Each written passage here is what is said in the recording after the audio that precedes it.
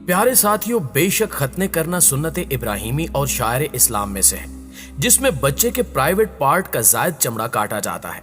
और अगर अहादीस नबी सल्लल्लाहु अलैहि वसल्लम का मुतालिया किया जाए तो हमें बहुत सी ऐसी अहादीस मिलेंगी जिनमें वाज़े तौर पर खतनों का जिक्र किया गया है।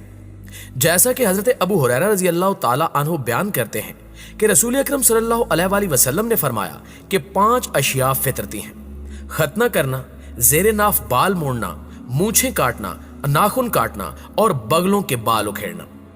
इस्लाम की तरह यहूदियों में भी खतने को लाजमी समझा जाता है।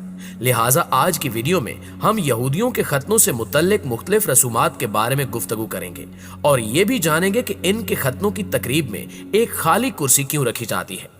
लेकिन वीडियो शुरू करने से पहले आप दोस्तों से गुजारिश है कि अगर आप रियल वर्ल्ड पर नए हैं और अभी तक आपने हमारे चैनल को सब्सक्राइब नहीं किया तो दोस्तों जल्दी से रियल वर्ल्ड को सब्सक्राइब करके साथ मौजूद घंटी के बटन को भी क्लिक कर दें, ताकि ऐसे ही मालूमाती, इंटरेस्टिंग, हैरत अंगेज वीडियोस की नोटिफिकेशंस आप तक सबसे पहले पहुंचती रहें और आप इसी तरह अनोखी मालूमात से मुस्तफीद होते रहें। तो आइए चलकर मौजू का बाकायदा आगाज करते हैं।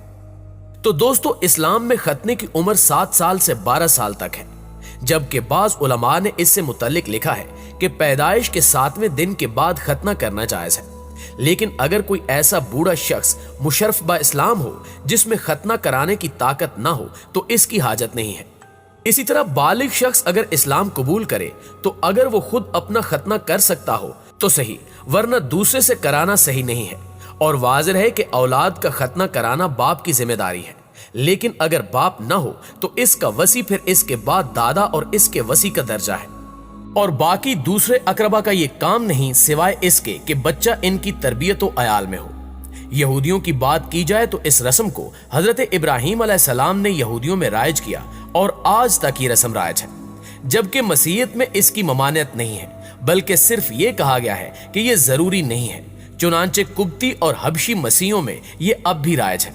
लेकिन यहां सवाल यह है कि यहूदी इस रस्म को कैसे सरंजाम देते हैं। तो इस हवाले से आपको बताते चलें कि यहूदी मजहब में जब कोई बच्चा पैदा होता है तो उसे सबसे पहले यहूदी आलिम के हवाले किया जाता है, जो उसके कान में चंद मखसूस कलमात पढ़ता है और फिर उस बच्चे को नंगा करके पानी से भरे हुए टब में गोते दिए जाते हैं, क्योंकि इनका अकीदा है कि जो भी बच्चा पैदा होने के फौरन बाद इस पानी में गोता लगाएगा वो आने वाली जिंदगी में गुनाहों से पाक हो जाएगा।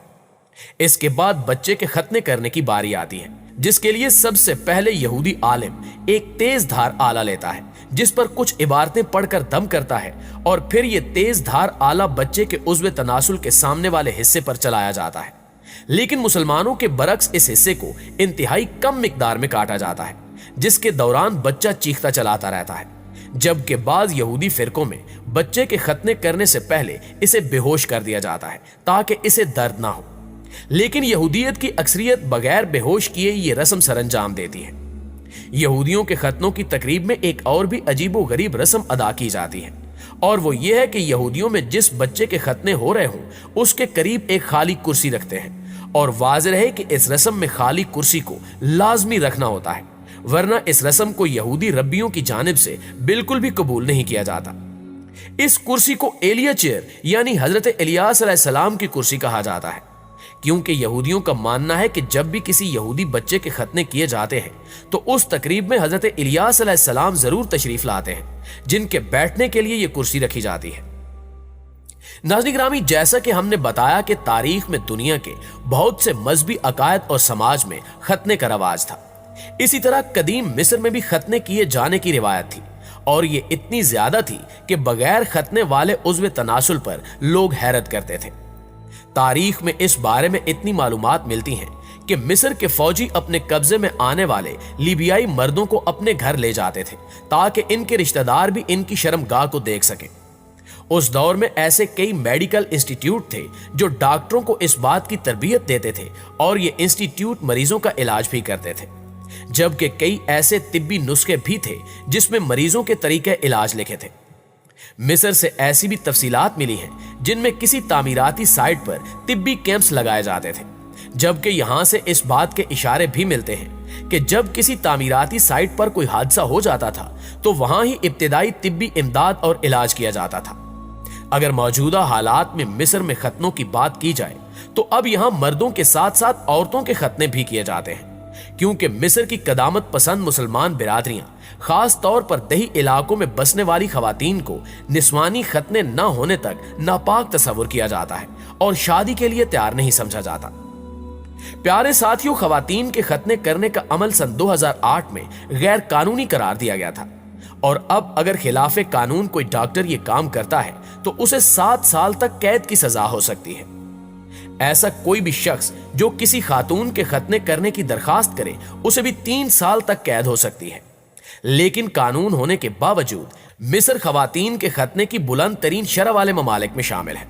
इंसानी हकूक के वकील रजा अल दंबूकी खवातीन के लिए मुफ्त मुकदमात लड़ने वाले एक मरकज के सरबराह हैं। वो कहते हैं कि खवातीन के खतने अक्सर प्लास्टिक सर्जरी की आड़ में किए जाते हैं। इन्होंने अब तक खवातीन की तरफ से 3000 मुकदमात दायर किए हैं और इनमें से 1800 के करीब मुकदमात जीते हैं, जिनमें से कम 6 मुकदमात खवातीन के खतनों से मुतल्लिक थे।